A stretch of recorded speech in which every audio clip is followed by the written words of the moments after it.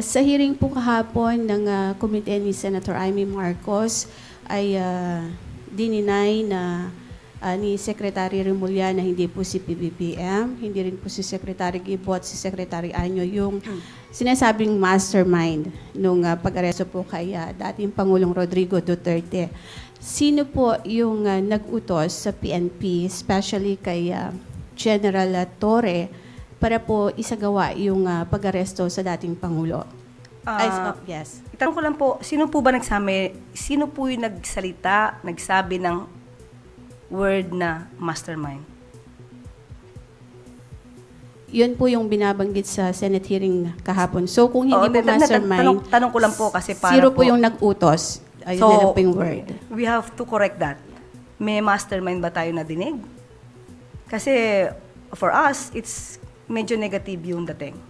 Parang Sino mafia po yung dating. nag-utos kung hindi po mastermind? Unang-una po, nagpapasalamat po tayo na nagkaroon po ng Senate hearing patungkol dito. Mas naliwanagan ang taong bayan, kung ano ba ang nangyari. Napaliwanag po kung ano yung batas at kung ano lang yung ginawang batas. Kaya maraming salamat sa pagkakaroon po ng Senate hearing na ito. Kung sino po ang nag-utos, wala po tayong personal knowledge dyan. Kung ano po ang napag-usapan, wala pa rin po tayong personal knowledge dyan. Kung naganap na po ang dapat na naganap, yan po ay naaayon naman po sa batas.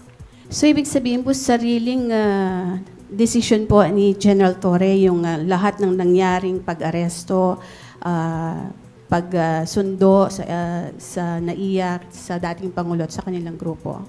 Wala po akong sinabing ganyan. Ang sinabi po lang naman natin, wala po tayong personal knowledge kung ano po ang napag-usapan nila. Okay, ICC has no jurisdiction over the state but has jurisdiction over individuals according to Justice Secretary Remulla. Can you elaborate po itong binanggit niya ito or can you explain it para po mas maliwanagan ng taong bayan?